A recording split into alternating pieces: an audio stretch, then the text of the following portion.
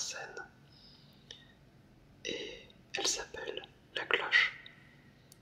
C'est parti.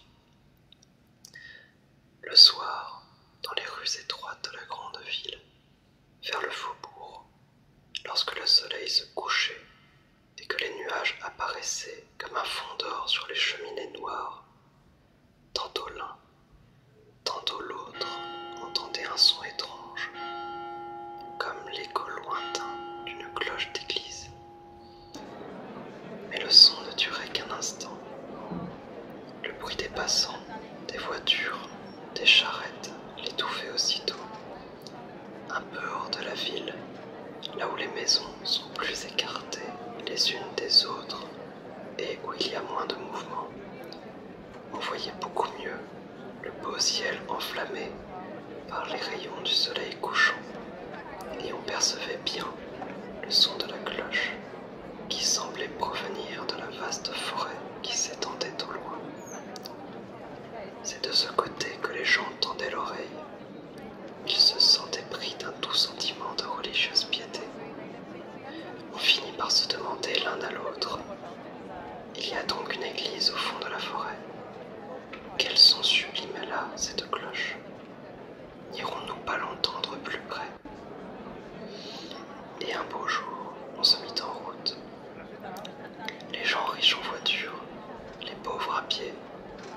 Mais aux uns comme aux autres, le chemin parut étonnamment long. Et lorsqu'arrivés à la lisière du bois, ils aperçurent un talus tapissé d'herbe et de mousse et planté de beaux saules. Ils s'y précipitèrent et s'y étendirent à leur aise. Un pâtissier de la ville avait élevé là une tente. On se régala chez lui. Mais le monde affluait surtout chez un pâtissier rival qui, au-dessus de sa boutique, avait placé une belle cloche qui faisait un vacarme du diable. Après avoir bien mangé et s'être reposé, la bande reprit le chemin vers le chemin de la ville. Tous étaient enchantés de leur journée et disaient que cela avait été fort romantique. 3 personnages graves, des savants de mérite, prétendirent avoir exploré la forêt dans tous les sens et racontaient qu'ils avaient fort bien entendu le son de la cloche, mais qui leur avait semblé provenir de la ville. L'un d'eux, qui avait du talent pour la poésie, fit une pièce habilement rimée où il comparait la mélodie de la cloche au doux chant d'une mère qui berce son enfant. La chose fut imprimée et tomba sous les yeux du roi. Sa Majesté se fit mettre au fait et déclama alors que celui qui découvrirait d'où venait ce son recevrait le titre de sonneur du roi et de la cour, et cela même si le son n'était pas produit par une cloche. Une pension serait assurée à cette nouvelle dignité. Alléchés par cette perspective, bien des gens se risquèrent dans la forêt sauvage. Il n'y en eut qu'un seul qui en rapporta une manière d'explication du phénomène. Il ne s'était guère plus avancé que les autres, mais d'après son récit, il avait aperçu niché dans le tronc d'un grand arbre un hibou qui, de temps en temps, cognait l'écorce pour attraper des araignées ou d'autres insectes qu'il mangeait pour son dessert. C'est là, pensait-il, ce qui produisait le bruit, à moins que ce ne fût le cri de l'oiseau de Minerve, répercuté dans le tronc creux. On loua beaucoup la sagacité du courageux explorateur. Il reçut le titre de sonneur du roi et de la cour, avec la pension. Tous les ans, il publia depuis, sur beau papier, une dissertation pour faire valoir sa découverte.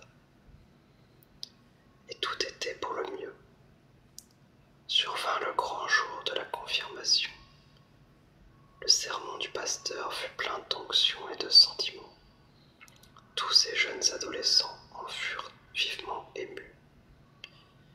Ils avaient compris qu'ils venaient de sortir de l'enfance qu'il devait commencer à penser aux devoirs sérieux de la vie. Il faisait un temps délicieux. Le soleil resplendissait. Aussi, tous ensemble, ils allèrent se promener du côté de la forêt. Voilà que le son de la cloche retentit plus fort, plus mélodieux que jamais. Entraîné par un puissant charme, il décide de s'en rapprocher le plus possible. Assurément, ce n'est pas un hibou, se dirent-ils, qui fait ce bruit. 3 d'entre eux, cependant, rebroussèrent chemin. D'abord, une jeune fille évaporée, qui attendait à la maison la couturière et devait essayer la robe qu'elle aurait à mettre au prochain bal, le premier où elle devait paraître de sa vie. Impossible, dit-elle, de négliger une affaire si importante. Puis ce fut un pauvre garçon qui avait emprunté son habit de cérémonie et ses bottines vernies au fils de son patron. Il avait promis de rendre le tout avant le soir, et en tout cas, il ne voulait pas s'aventurer au milieu des broussailles. Le 3e qui rentra en ville, c'était un garçon qui déclara qu'il n'allait jamais au loin sans ses parents, et que les bienséances le commandaient ainsi. On se mit à sourire. Il prétendit que c'était fort déplacé. Alors les autres rirent aux éclats, mais il ne s'en retourna pas moins, très fier de sa belle et sage conduite. Les autres trottinèrent en avant et s'engagèrent sur la grande route plantée de tilleuls. Le soleil pénétrait en rayons dorés à travers le feuillage. Les oiseaux entonnaient un joyeux concert et toute la bande chantait en chœur avec eux. Se tenant par la main, riches et pauvres, roturiers et nobles, ils étaient encore jeunes et ne regardaient pas trop à l'indistinction des rangs. Du reste, ce jour-là, ne s'étaient-ils tous pas sentis égaux devant Dieu? Mais bientôt, 2 parmi les plus petits se dirent fatigués et retournèrent en arrière. Puis, 2-3 jeunes filles s'abattirent sur un champ de bleuets et de coquelicots, s'amusèrent à tresser des couronnes et ne pensèrent plus à la cloche.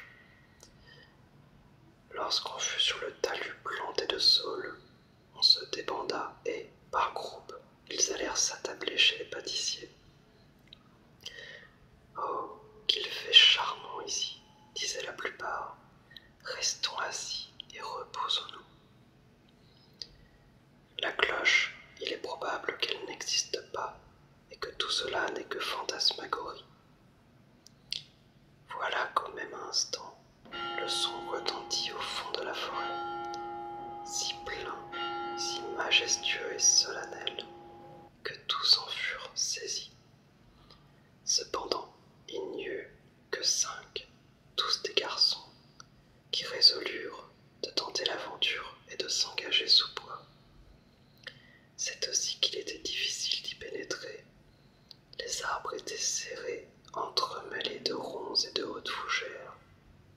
De longues guirlandes de liserons arrêtaient encore la marche.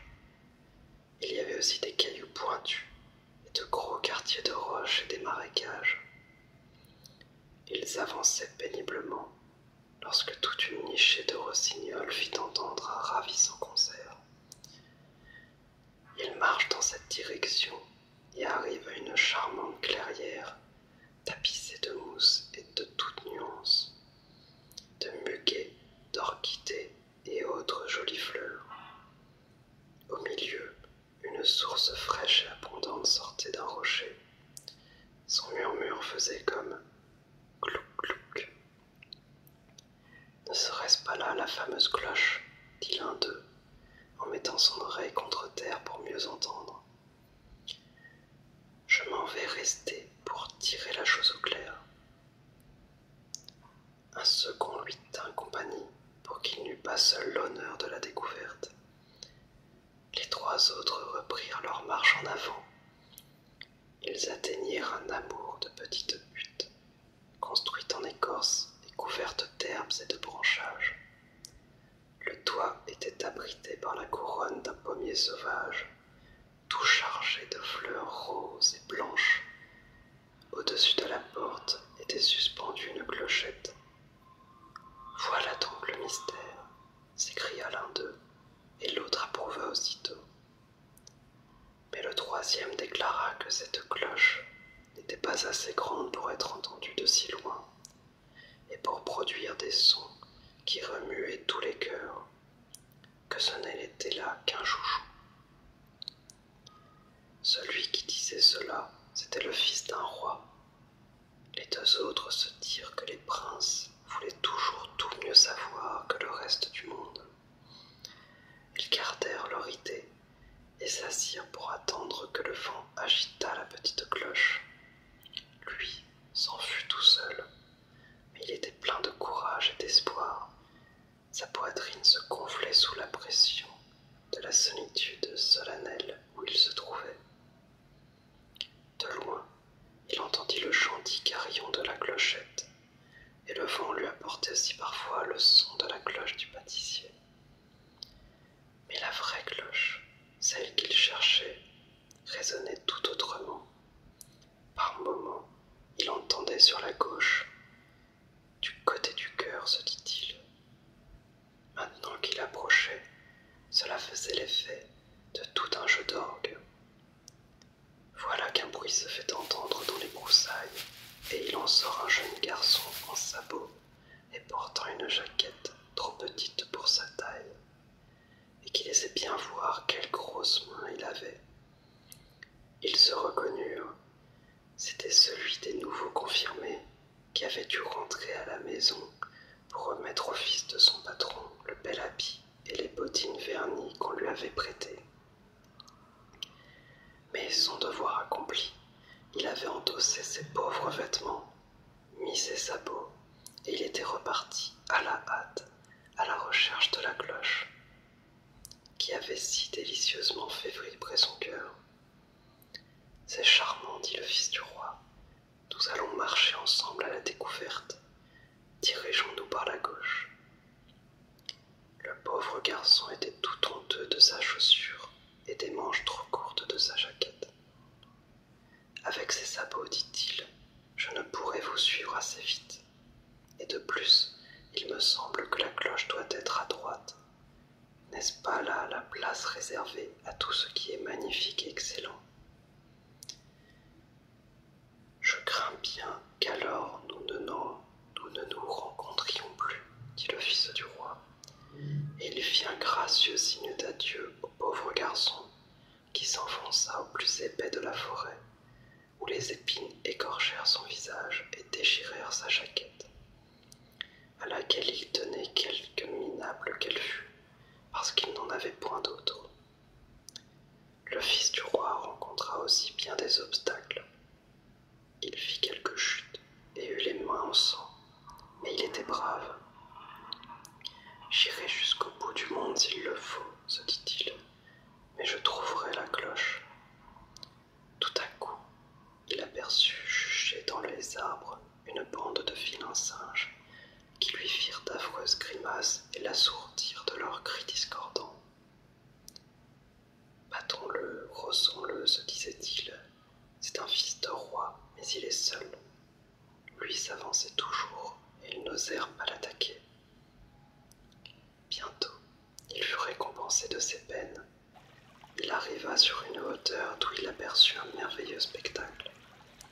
D'un côté, les plus belles pelouses vertes où s'ébattaient des cerfs et des daims, de place en place, de vastes touffes de lis d'une blancheur éclatante, et de tulipes rouges, bleues et or. Au milieu, des boules de neige et autres arbustes, dont les fleurs aux mille couleurs brillaient au soleil comme des bulles de savon. Tout autour, des chênes et des hêtres séculaires s'étendaient en cercle. Dans le fond, un grand lac sur lequel nageaient avec majesté les plus beaux cygnes. Le fils du roi s'était arrêté et restait en extase. Il entendit de nouveau la cloche. Elle ne paraissait pas bien éloignée. Il crut d'abord qu'elle était près du lac. Il écouta avec attention. Non, le son ne venait pas de là. Le soleil approchait de son déclin. Le ciel était tout rouge, comme enflammé. Un grand silence se fit. Le fils du roi se mit à genoux et dit sa prière du soir. « Oh Dieu, dit-il, ne me ferez-vous pas trouver ce que je cherche avec tant d'ardeur? Voilà la nuit, la sombre nuit, et je vois là-bas un rocher élevé qui dépasse les cimes des arbres les plus hauts. Je vais y monter. Peut-être, avant que le soleil disparaisse de l'horizon, atteindrai-je le but de mes efforts. Et, s'accrochant aux racines, aux branches, aux angles des roches, au milieu des couleuvres, des crapauds et autres vilaines bêtes, il grimpa et arriva au sommet, haletant, épuisé. Quelle splendeur se découvrit à ses yeux!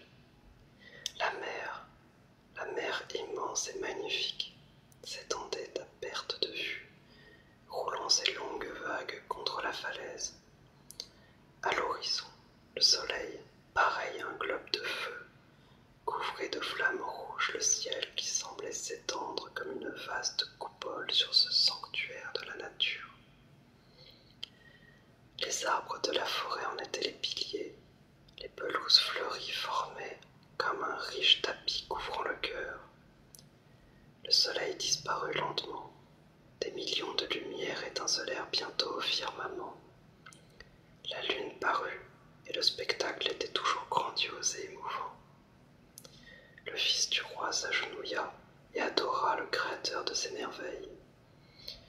Voilà que sur la droite apparaît le pauvre garçon aux sabots. Lui aussi, à sa façon, il avait trouvé le chemin du temple.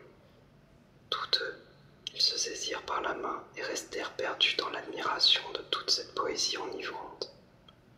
Et, de toutes parts, ils se sentaient entourés des sons de la cloche divine. C'étaient les bruits des vagues, des arbres, du vent. C'était le mouvement qui animait cette nature simple et grandiose. Au-dessus d'eux, ils croyaient entendre les alléluia des anges du ciel.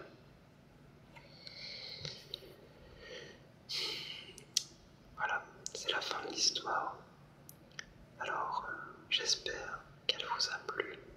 En tout cas, ça m'a fait très plaisir de vous la lire. Et on se retrouve très bientôt pour de nouvelles vidéos. Merci beaucoup à tous. Au revoir. Les Russes peuvent être assez bondés et nos services sont en général très efficaces. Oui, ça vous intéresse? Très bien. Alors, je réserve pour une personne. Oui, très bien. À quelle heure souhaiteriez-vous avoir votre véhicule?